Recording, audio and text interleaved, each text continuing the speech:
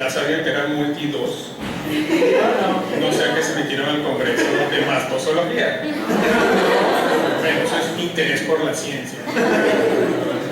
Bien, continuando con las actividades de la Semana Cultural, hoy tenemos al doctor Carlos de Chazarreta, que nos va a dar una plática sobre la unidad universitaria de inserción social juvenil.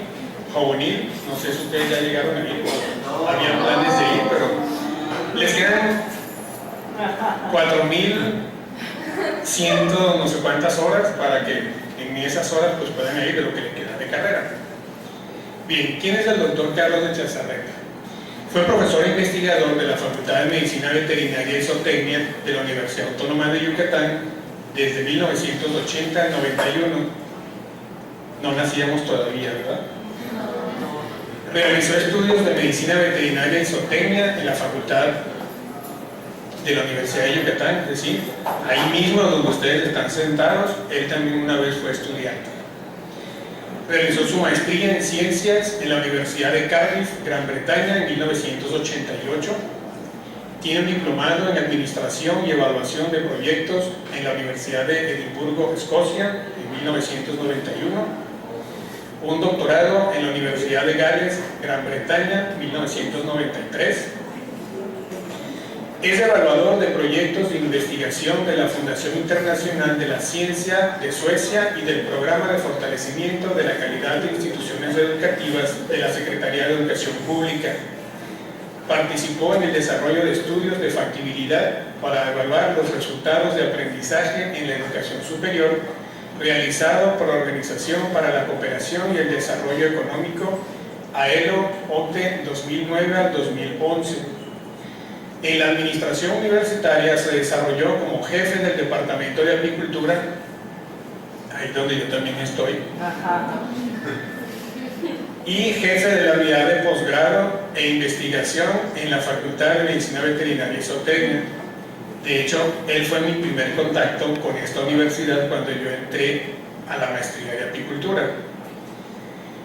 En la administración central de la Universidad Autónoma de Yucatán fungió como subdirector de investigación y posgrado, coordinador general de docencia, director general de desarrollo académico y actualmente se desempeña como secretario de la rectoría y es responsable del Fideicomiso para el Desarrollo de la Investigación, Extensión y Fomento de la Actividad Agropecuaria del Rancho Juvenil. Y además fue mi asesor de tesis cuando yo hice la maestría, hace algunas floraciones de Ciciché de Tajonar, ¿no? Bien, pues démosles un aplauso al doctor Carlos.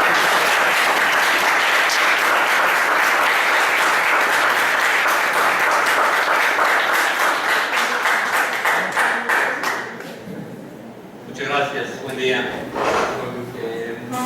Muchas felicidades a toda la comunidad de la facultad y del campus por el aniversario que están celebrando. Me da mucho gusto estar de nuevo en mi facultad. Hace creo que 3 años me invitaron también para este mismo evento, un evento organizado, una actividad organizada por colegas de mi generación del 81. El día de hoy agradezco que me hayan invitado, agradezco sobre todo el tiempo que ustedes tienen para compartir conmigo, porque quiero platicarles de juvenil y de algo que es importante para todos y para la universidad. Y es el asunto de compartir lo que la universidad tiene y que siempre que nos quejamos de que no conocemos. La universidad tiene servicio odontológico de muy bajo precio y de muy alta calidad en la Facultad de Odontología. Tiene asesorías de estadística y de matemáticas en la Facultad de Matemáticas. Tiene 1000 servicios.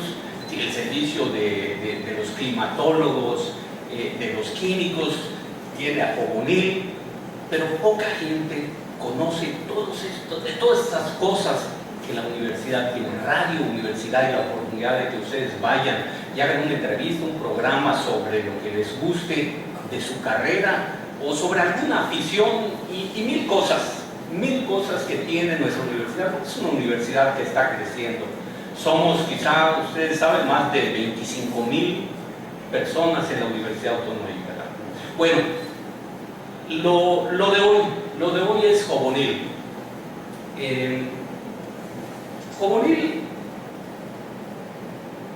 se desarrolla con una idea central y esa idea está contenida en este apellido que tiene, una unidad universitaria de inserción social. ¿Y qué es eso?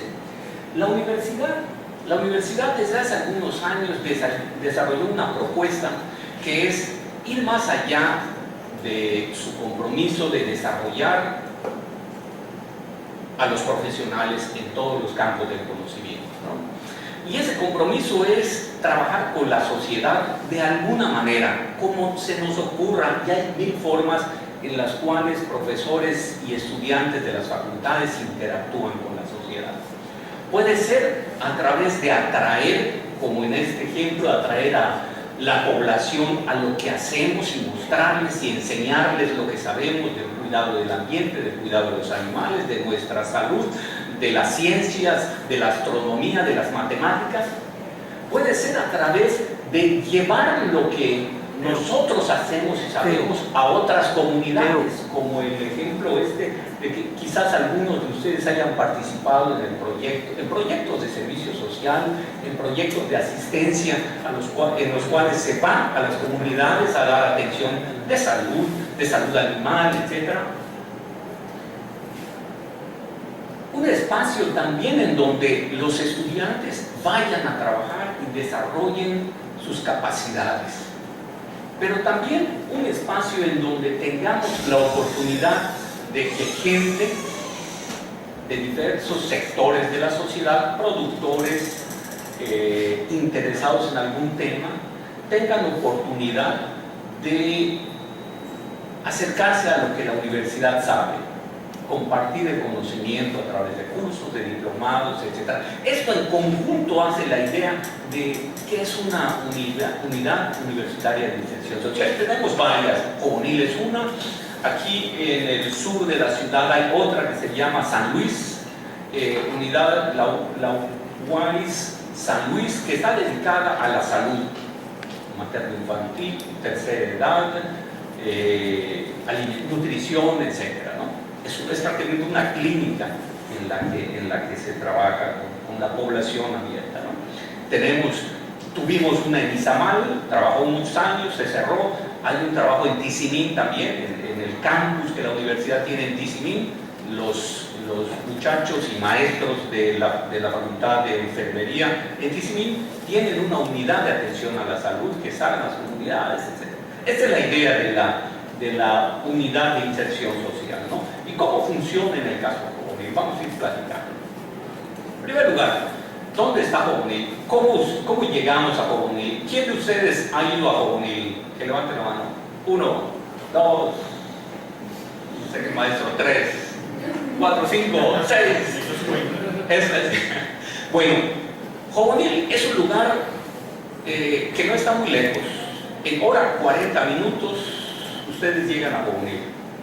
Y es una forma muy fácil de llegar. Ustedes salen de aquí, toman el periférico, doblan a la derecha, la carretera a Cancún, avanzan 17 kilómetros, doblan a la derecha en el desvío a Chetumal y se van todo lo que da la carretera hasta llegar a Peto, doblan a la derecha, llegan a un pueblo que se llama Chucacá, doblan a la izquierda, 5 kilómetros, están en Jobonil. Muy fácil.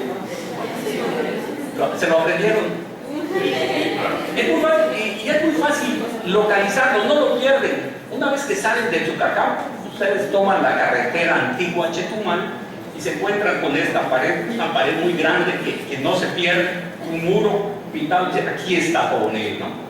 Ustedes entran, es un caminito de par de kilómetros y tenemos el rancho. ¿Qué es Jobonil?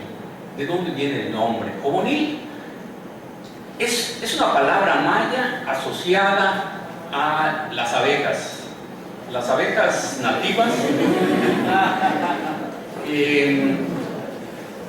Los mayas los cultivaron, ustedes muy probablemente hayan visto Estas estructuras son unos troncos huecos, como de 60 centímetros, completamente huecos, un cilindro donde se pone el nido, se tapan los extremos y las abejas salen por un agujerito que hay en el centro, en el centro del tronco hay un agujerito donde entran y salen las abejas, ¿no? Y ahí desarrollan su nido. Y en la apicultura maya o en la melicultura, porque las abejas que se crían en este sistema son la abeja melipón, una abeja nativa que se cultivó de siglos atrás por los mayas, tiene un sentido mágico religioso tremendo.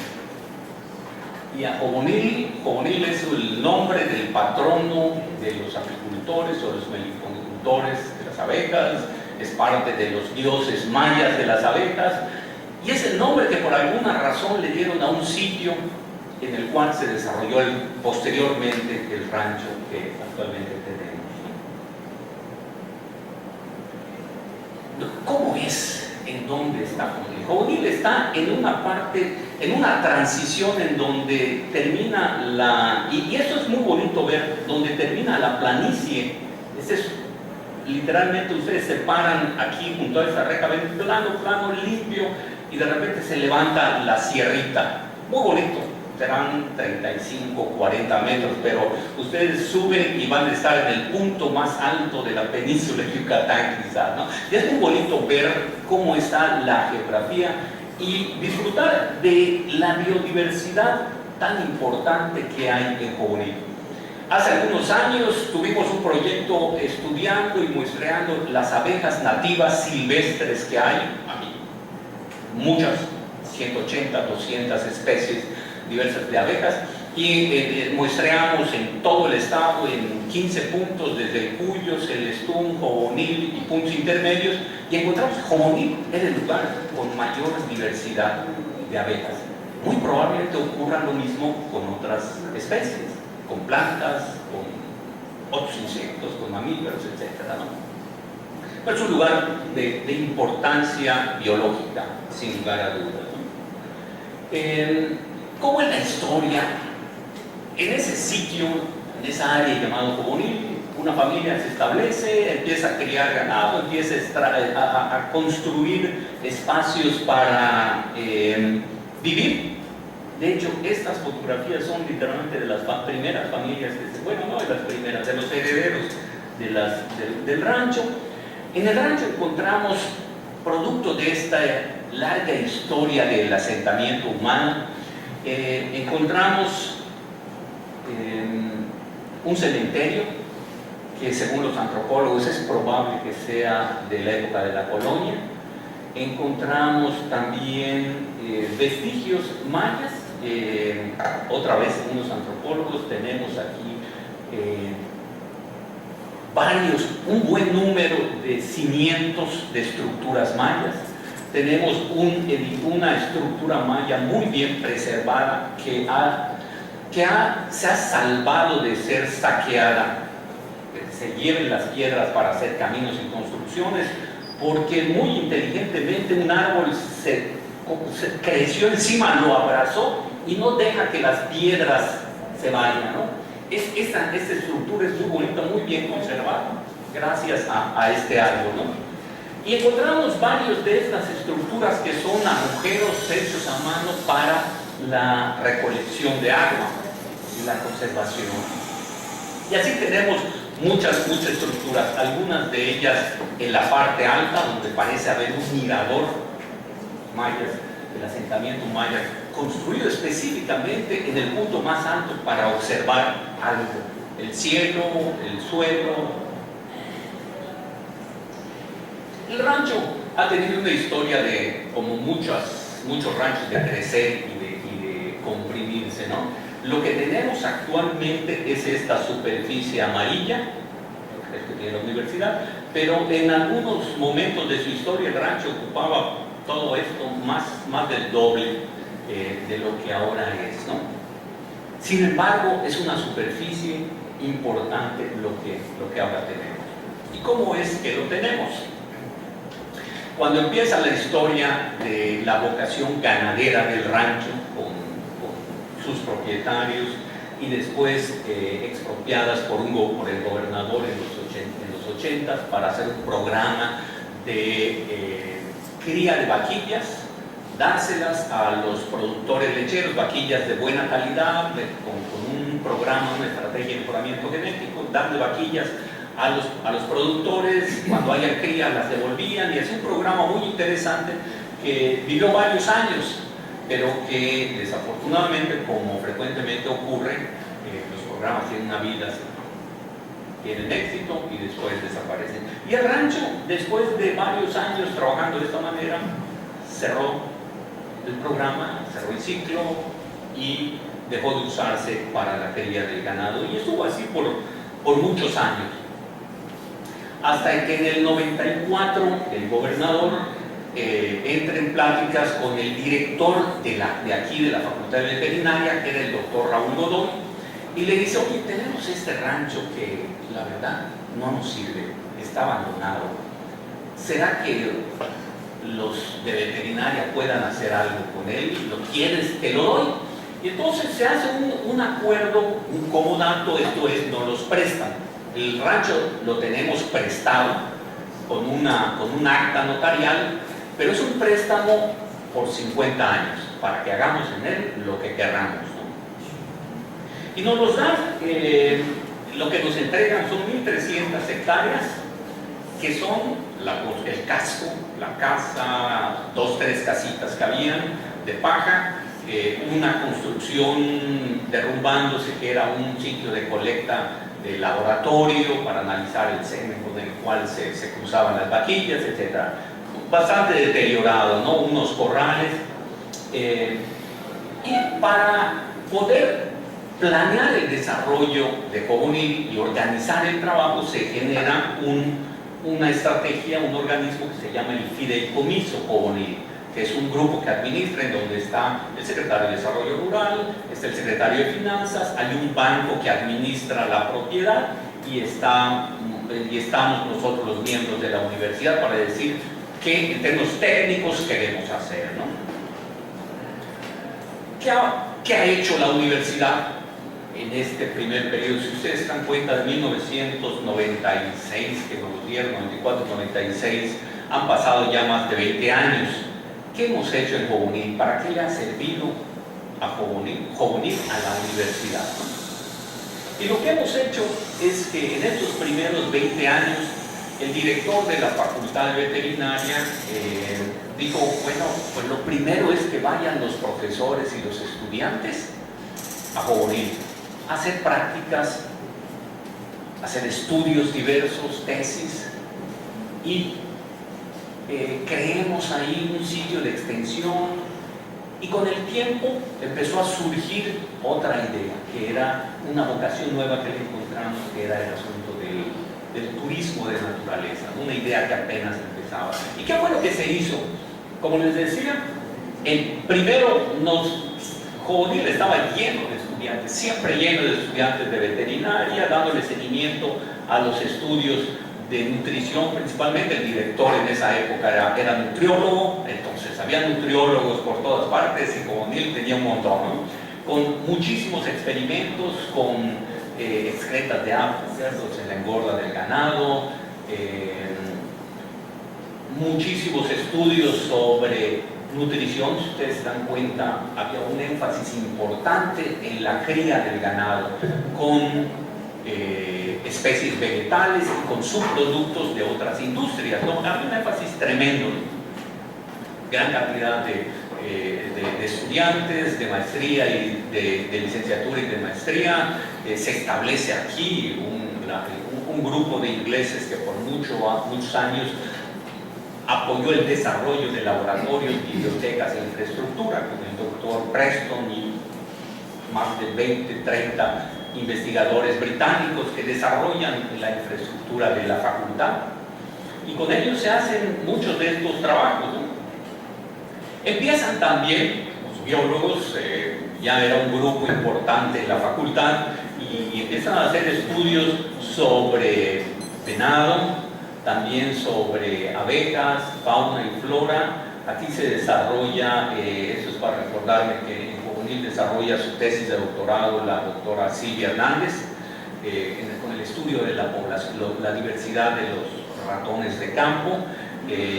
Hicimos un estudio de 5 años, seguimiento de 5 años de las abejas, que es la biodiversidad de las abejas. Encontramos una diversidad tremenda de abejas, desde unas así de pequeñas hasta las más grandes, que esta es una Chilocopa violacea. Esta es, quién sabe qué, porque son muy chiquitas.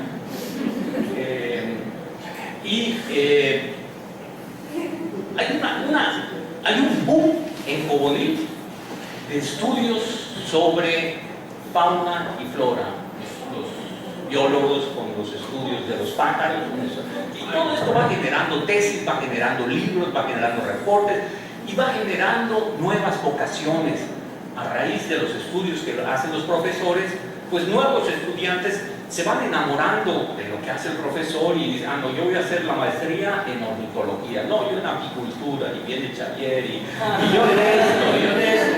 Entonces esto genera una dinámica científica, académica, muy interesante, que duró algunas décadas.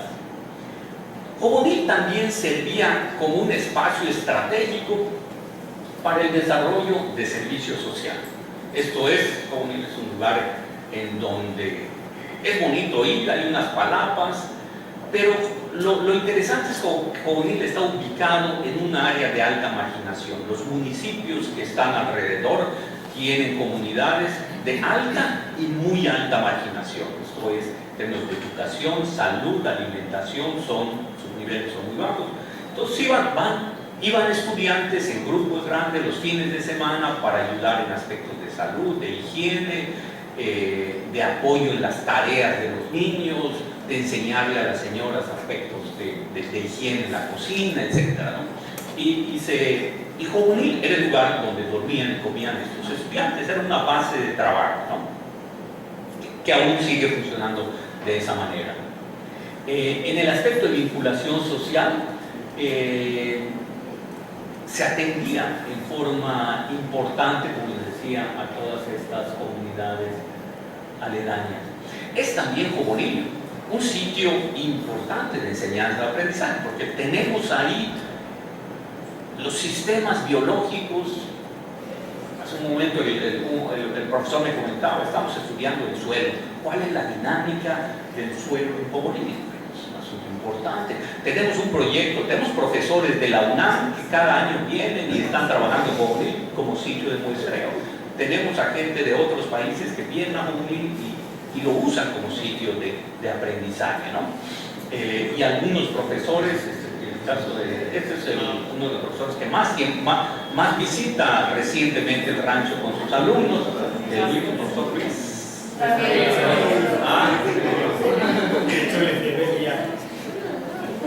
Y así tenemos, este es un grupo es un profesor de turismo, es un profesor que lleva cada año a sus alumnos de turismo a tomar toda la asignatura de turismo rural, la llevan en Jobonil, ¿no? Y así tenemos muchos ejemplos.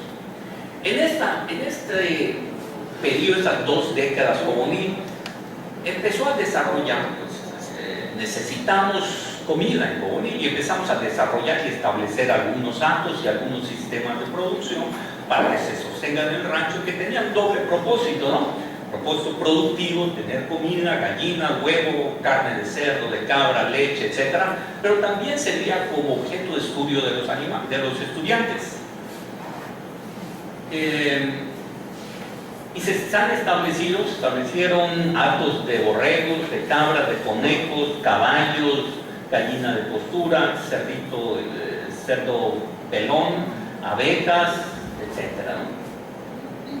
También establecimos una huerta, que era una huerta pequeña al principio porque estábamos aprendiendo el manejo del suelo, el control de las plagas, el cultivo del rábano, del tomate y de la cebolla que se come ahí. La milpa, maíz todo lo que se consume, pero en un principio producíamos, la verdad, muy poco porque la huerta era muy pequeña. En los últimos años hemos ampliado la huerta, la hemos crecido 10 veces y ahora la fruta que ustedes coman en Cogonil es de Cogonil, el maíz, la carne, plátano, piñas. En este tramo de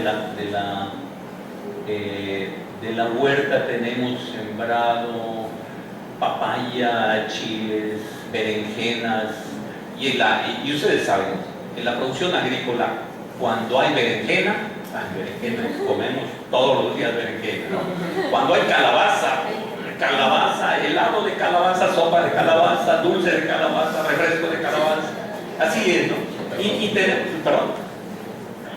Y el hedor del plátano, etc. Entonces, estamos creciendo con esa idea de que Cogonil sea un espacio autosuficiente, pero que también sea un lugar en donde aprendamos cómo funcionan los temas agrícolas. Llegó un punto, hace algunos años, en el cual la cantidad de estudiantes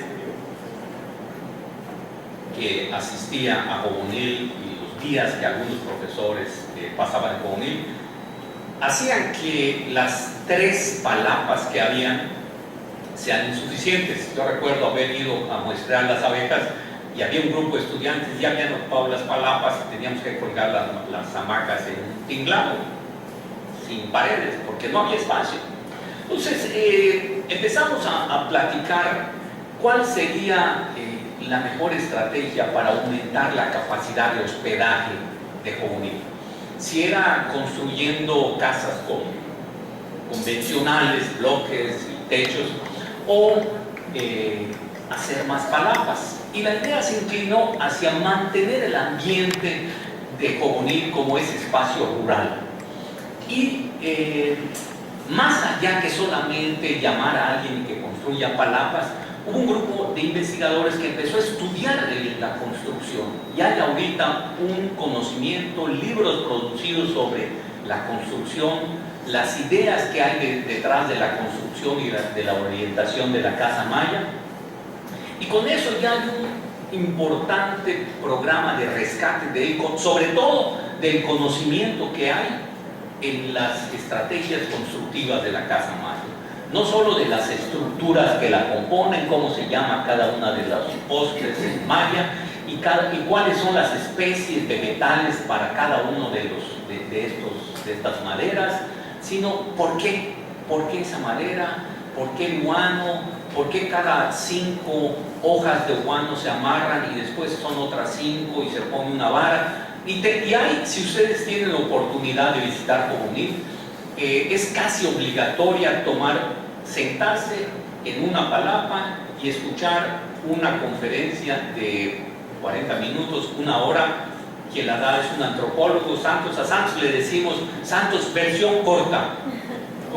Siempre se suelta a hablar y es imposible parar, ¿no?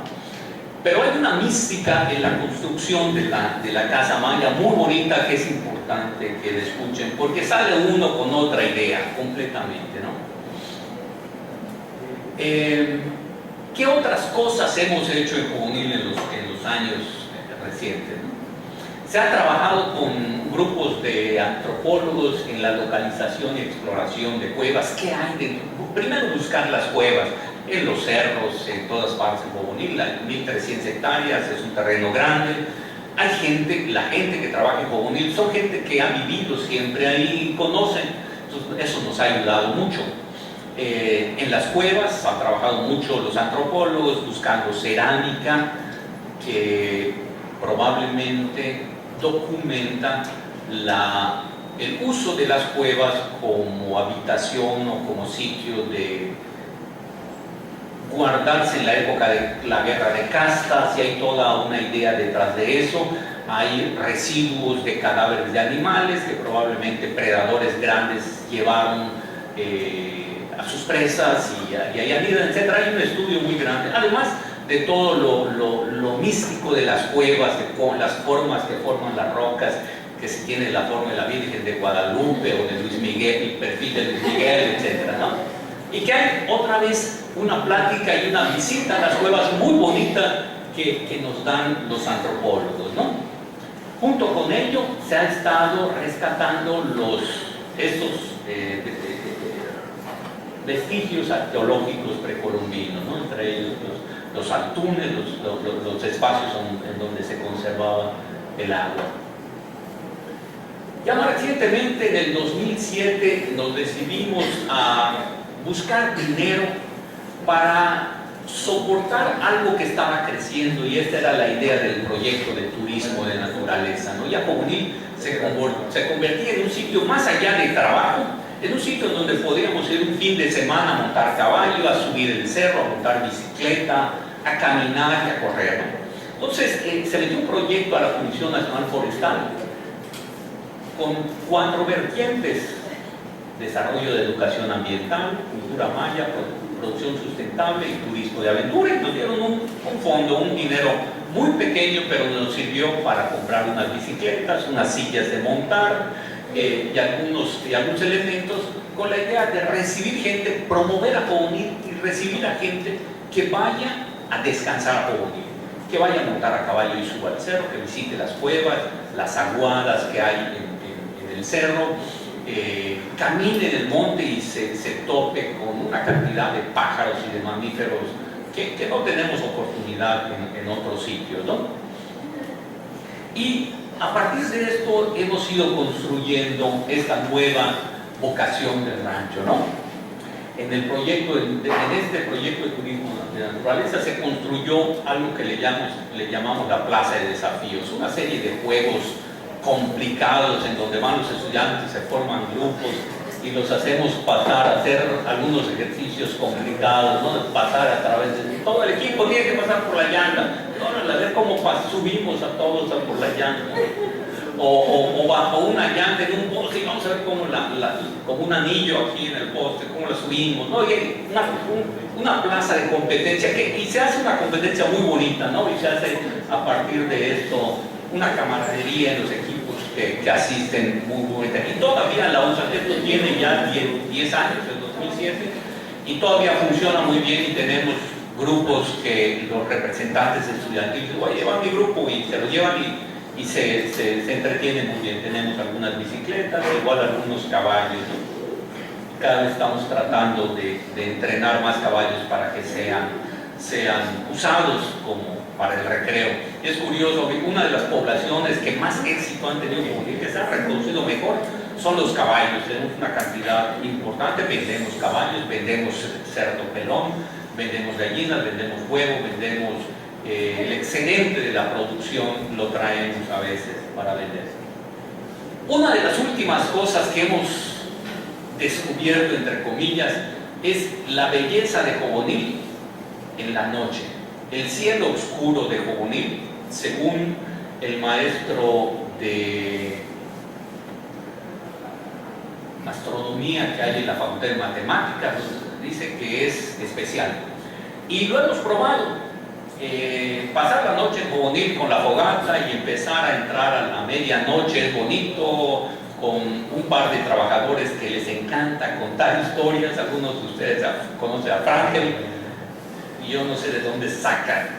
Cada vez que escucho las historias de los aluches, de los dragones, son cosas nuevas. Y le encanta en la noche en la fogata sentarse a platicar sus aventuras, pero no creo que sean aventuras, ¿no? Las cosas que le vienen de la imaginación, ¿no? Sus fantasías, exactamente, ¿no?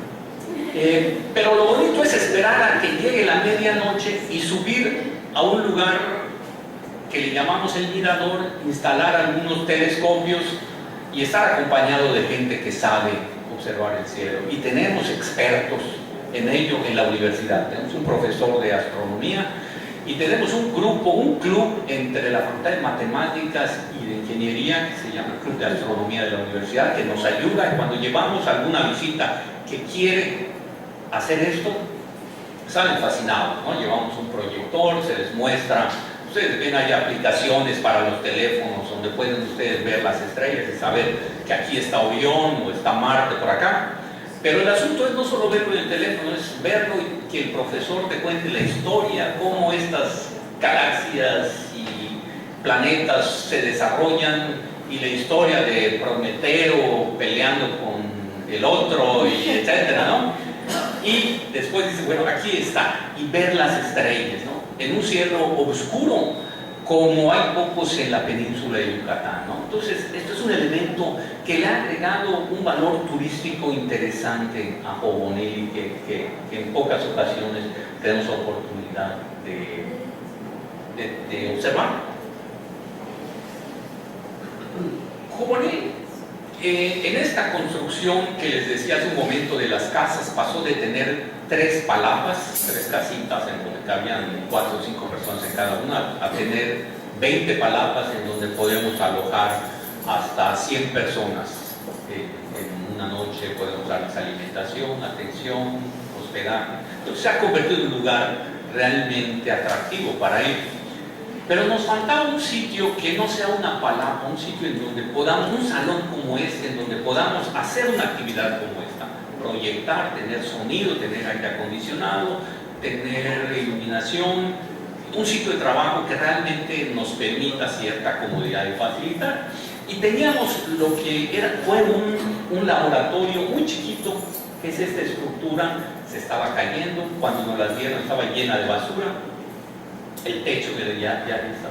Y lo convertimos hace 2 años en un sitio de trabajo como este, bonito, con aire acondicionado, facilidades para proyectar, sonido, a un lado tiene baños, a un lado tiene una salita en donde tenemos el coffee break, así es que para 40 personas esto funciona para una reunión muy bonita y muy buena, lo que le da a Jobonil otra vez un plus, una infraestructura más cómoda de trabajo.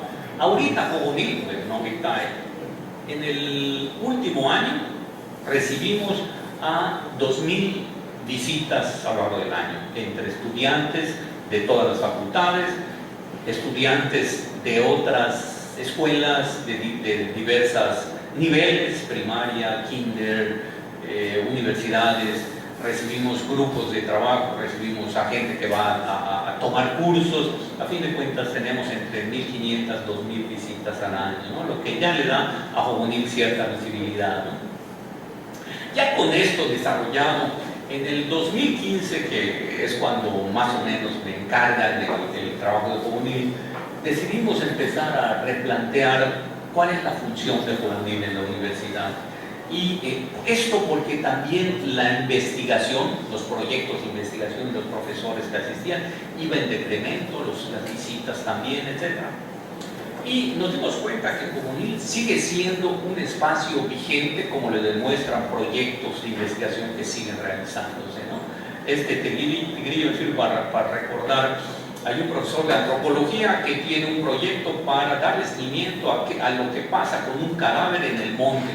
Él lleva una cabra, un cadáver de cabra, lo asienta, lo marca, lo geoposiciona y se va, y días después regresa, le toma otra foto, checa cómo está, qué tiene, si ya está en descomposición el cadáver, si tiene partes separadas, si lo movió algún predador del lugar, y regresa y ya después descompuesto, un hueso de la pata ya está a 10 metros, el hueso de la cabeza está a 50, el hueso de una pierna ya está en una cueva, y sigue toda esta historia. Es un antropólogo en alguna cosa muy especial que a veces no entendemos, pero esto es un elemento muy importante, es una herramienta de seguimiento de lo que pasa con los organismos en la naturaleza. Tenemos trabajos de agrimensura, tenemos trabajos de cursos, este fue un curso de conservación del jaguar que dio una sociedad civil, etc., ¿no? Entonces vemos que Jobonil sigue siendo un espacio vigente para la docencia porque tenemos buenos ejemplos de ello. Lo que les decía reciente de las visitas de Luis, los estudiantes de turismo, de antropología, de odontología incluso, siguen siendo algo sostenido. La investigación tenemos que reimpulsarla, tenemos que ampliarla a nuevas áreas y podemos hacerlo. Lo mismo que la extensión y el servicio social, porque hay una necesidad en el área muy grande. Incorporamos a Jobonil en los últimos 2 o 3 años a uno de los hermanos Solorio, quizás conocidos por ustedes, ¿no? No conocen a los doctores Solorio, a Paco Solorio, a Baldo Solorio, todos ellos son profesores, fueron alumnos de aquí, ellos viven en un rancho aquí y para mí es una cosa fascinante cómo viven. Es un rancho autosuficiente, tienen todo tipo de animales, tienen tilapia en un tanque, que era un tanque de agua y querían tilapia, tienen borregos, vacas lecheras, vacas de engorda, tienen cultivos y abejas, junto con la comunidad, y aquí hay un elemento interesante. La comunidad de la Facultad de Veterinaria, desde los 70 empezó a estudiar una planta que se llama huachín. Es una planta que es una molestia para muchos, pero que es una planta con una capacidad y una potencialidad productiva tremenda. Y hubieron estudios agronómicos por décadas aquí en la facultad. Yo recuerdo incluso ingleses venían a estudiar el huachín aquí y otras plantas, y después su papel en la alimentación de diversos animales, en las gallinas, en los bovinos, en las cabras. Y después empezó a surgir la idea de los sistemas silvopastoriles, en donde los animales ya no estén encerrados, sino que salgan a pastorear y se aprovechen, y después que se plante de una manera sistemática, hasta llegar a lo que ahorita se llaman sistemas silvopastoriles intensivos. Esto es, sistemas altamente sustentables que combinan árboles que proveen de sombra y que fortalecen y favorecen el ciclo del agua a través de atrapar la humedad, mantenerla en el suelo o mantenerla en el aire, arbustos que, como el huachín, incorporan nitrógeno al suelo, zacates de rápido crecimiento y que proveen nutrientes a los animales, lo mismo que el huachín, lo mismo que las hojas de los árboles. Entonces se hace un ecosistema productivo altamente dinámico y que, curiosamente, hay pocos modelos en la península de Yucatán, ya hay muchísimos en muchos estados de la República que se han desarrollado a partir del conocimiento que se generó aquí, pero que nosotros no tenemos esos modelos.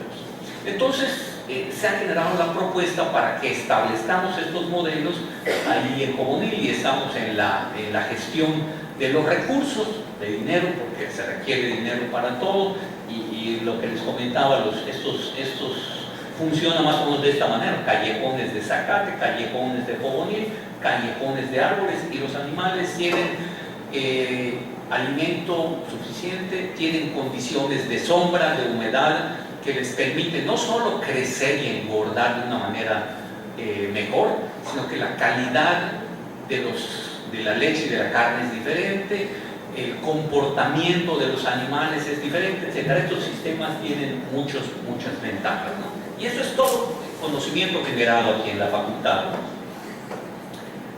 Otra de las prioridades que establecimos recientemente en Cogonil es la autosuficiencia alimentaria. Tenemos ahorita en producción una cantidad importante de hortalizas, frutas, miel y carnes de prácticamente todas las especies de granja, que sirven para la alimentación de tanto los animales como de los visitantes, ¿no? Y un elemento interesante, asociado a la alimentación, es el aspecto cultural de la gastronomía yucateca. Quienes visitaron Cogonil en los 80s y en los 70s, 80s al principio, recordarán a doña Rosita, que era una señora que es la mamá de una de las cocineras que ahora está. El frijol con puerco de doña Rosita era de Perú. Era que si vas, tienes que ir el lunes, ¿no? Te tocó ir. Era el puerco ahumado y la leña de chacal y el arroz y la cebolla morada, el rábano, el cilantro, una cocina especial, ¿no? Y eso hemos ido rescatando y sobre todo incorporando los insumos que se producen ahí mismo. Esto es, no pagar gasolina para traer rábano y cilantro al rancho cuando podemos producirlo. Y esto está generando una dinámica interesante. De hecho, el 18 de noviembre, en unas 2-3 semanas, un grupo de estudiantes de Maya, del Centro de Lenguas, va a ir a Jogonil a pasar el día para practicar la lengua maya, lo que han aprendido con las cocineras y los trabajadores. Pero van a platicar maya no solo en sentarse y conversar, sino en cavar el hoyo, preparar los pibes y comerlos, ¿no? Entonces va a ser un pasadía de los pibes en Jogonil. El último proyecto que se incorpora a Jogonil, y es como la cereza del pastel, ¿no? El fortalecimiento del proyecto turístico. Tenemos, si ustedes saben, una licenciatura en turismo en la Facultad de Antropología con un grupo de profesores muy entusiastas, profesores nacionales. Aquí tenemos un profesor que no es nacional, no es el profesor Samuel, que periódicamente lleva a los alumnos, han generado documentos, y uno de estos documentos es particularmente importante, y ahorita vamos a ver por qué. Este es el área en donde se encuentra Jogonil. Jogonil está por aquí, en el municipio de Chucacán. Ellos en este documento del Atlas Turístico han detectado que Jogonil se encuentra en un área de mayor rezago social del Estado. Entonces, Jogonil está rodeado por un área donde la lengua maya es el medio de comunicación, el acceso a la educación es bajo, hay una alta migración, el ingreso, salud, etc. Entonces, Jogonil retoma su papel como sitio de atención a los lugares circunvecinos, ¿no? Con ellos construimos un atlas de recursos turísticos del rancho. Se detectaron cuevas, árboles viejos que puedan servir para algún fin, vestigios mayas, lomeríos en donde puedan hacerse observatorios, brechas donde puedan hacerse senderos de caminata, de bicicleta, de caballo, etc. Pero sobre todo se ubicó a Jogonil dentro de un área en donde hay un alto potencial, porque hay varios sitios de valor turístico, desde la ruta PUC y otros lugares en donde hay elementos de turismo rural interesantes con los cuales pudiéramos hacer rutas, visitas guiadas, etc. Aquí está Cantemó. Quizás hayan escuchado de las grutas de Cantemó. Es un lugar en donde el suelo o los techos, la caverna está llena de agujeros, y donde se cuelgan los murciélagos durante el día, y las serpientes salen de los agujeros, y le llaman la cueva de las serpientes colgantes. Y es muy bonito, ¿no?, cómo salen las serpientes y se empiezan a comer a los murciélagos. Es algo que hay documentales de National Geographic, y ha estado en las noticias de todo el mundo, ¿no? Y en este año del turismo sustentable, tenemos, igual que el 18, un evento el día 6, la semana del 6 al 11 de noviembre.